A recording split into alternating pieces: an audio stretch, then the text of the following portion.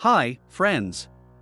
Today we're whisking away to Namibia, where the sun scorches your feet like glowing embers, and the girls of the Himber tribe make hearts pound to the rhythm of drums.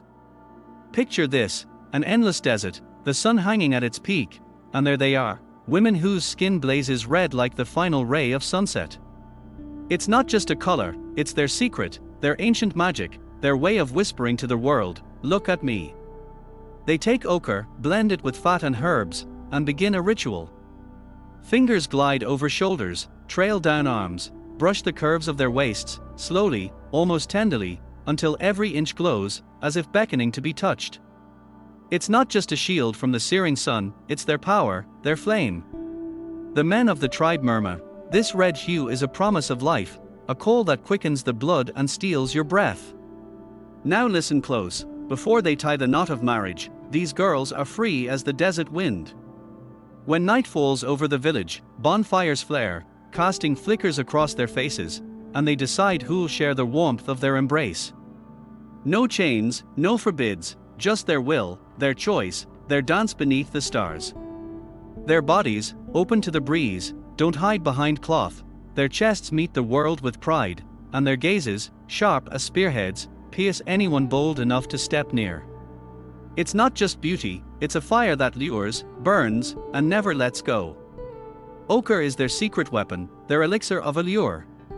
It doesn't just fend off the heat, it turns their skin to velvet, soft and warm, begging a hand to test if it's a mirage. And their hair?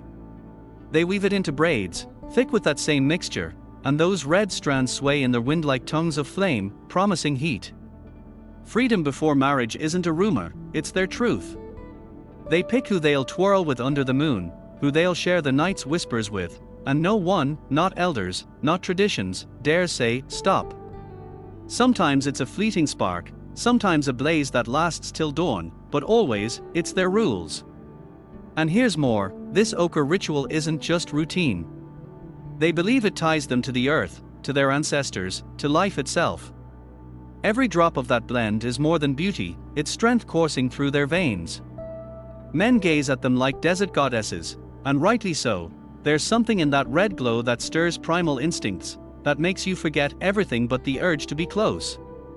But these are just the first sparks of their fiery souls. Want to know what happens when the flames roar to full height? Hold on tight, it gets even hotter from here. When the sun sinks below the horizon and the desert drapes itself in shadow, the Himber girls don't just light bonfires, they ignite something greater. Night calls, and their bodies answer. It's time for the dance, not mere steps, but a pulse that beats in time with their breath.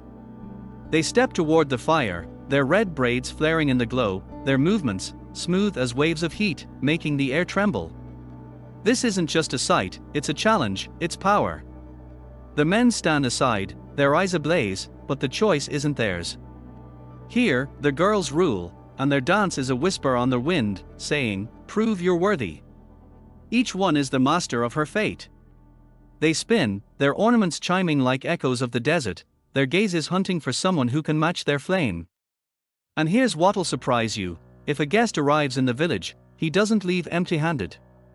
It's their custom, to share warmth as they share water in a drought. A husband might offer his wife for a night, and she'll agree if she chooses. It's not duty, but a gift, a mark of respect that runs in their blood. And the children born from these encounters? They are like flowers after rain, cherished and beautiful, their grace a pride to the tribe. But back to the dance. Their hair isn't just decoration, it's a weapon. They spend hours weaving braids, lifting them high, threading in beads and ochre until they resemble crowns of fire. The more intricate the pattern, the louder the message, "I'm here, I shine, I choose." Men know, if her eyes linger on you longer than the rest, if her hand brushes yours in the dance, it's no accident. It's a spark that could blaze into flame if you dare step closer. And there are moments when the dance is more than play. Sometimes it turns into a ritual, a bond with the spirits of the earth. They sing, their voices drifting over the sands, low and deep like the hum of wind through gorges. It's a call to their ancestors, a strength flowing through their bodies, making them more than women, living embodiments of the desert itself. Men watch, breathless, because in those movements lies not just beauty, but a promise of life, of passion, of tomorrow. And what makes this dance special? It doesn't end at the fire. If the night beckons and hearts beat as one, she might lead her chosen beyond the light, where only the stars witness what follows. This is their world, their rules, their fire. But what happens when the dance fades? Hold on, the next chapter reveals even more. Night fades, the bonfires die down, and the Himber girls, whose dances still echo in the air, step into a new game. When their red braids rest on pillows and marriage ties bind them to a man, the rules shift, but they don't cool. Now she's not just a desert flame but the heart of a home, her will still burning bright. Her husband might bring a second wife, his footsteps crunching in the sand, but she doesn't sit in the shadows, hands folded. If the wind of change calls, if another lights a spark in her chest, she leaves, quietly, but firmly. The children stay under the roof, and she follows her fire. This isn't weakness, it's strength flowing through her veins. And what happens when a baby's first cry fills their hut? She takes a pause, not from exhaustion, but to gather herself anew, like sand after a storm. Her body, still warm from the life she gave, rests, regaining its power. Her husband, meanwhile, seeks where to turn his gaze, to another wife, a guest, the stars. But don't think she loses her hold. Her silence isn't surrender, it's a wait, until the flame within flares again. The children growing at her feet are her pride, her mirror. If their features carry the beauty of a stranger blown in by the wind, the tribe just smiles, such flowers brighten the desert. Life after dusk isn't all dances and choices. She weaves her days like her braids, carefully, with patience. Morning brings care, water from the well, smoke from the hearth, the laughter of little ones. Yet even in this rhythm, something lives, something that keeps the fire from fading. Her ochre-stained hands stroke children's heads, her eyes scan the horizon, perhaps a shadow will flicker there, stirring her heart. Men know, her loyalty isn't a chain, but a gift she offers while she wills it. And here's what surprises, even in this routine, boredom finds no foothold. Sometimes she sings, low and drawn out like wind over dunes, a sound that wakes memories of those nights by the fire. Sometimes she laughs, watching her husband bicker with a neighbor over goats, but her laughter echoes that freedom that never left. Her strength isn't in loud words, but in how she holds her world, firm yet light, like sand in her palms. It's a game where the rules are written daily, and she's always at its center. But how does she keep that inner heat alive? What fuels her glow when the dance is quiet? The next chapter holds the secret, don't look away. Days flow like sand through fingers, but the Himber girls never lose their glow. Their world is a desert, no mirrors, no glossy frames, no filters to hide the truth. And that's their strength. They stride across scorching earth, chests bared to the wind, skin gleaming red like a defiance to all we call norms. It's not boldness, it's their breath, their way of being.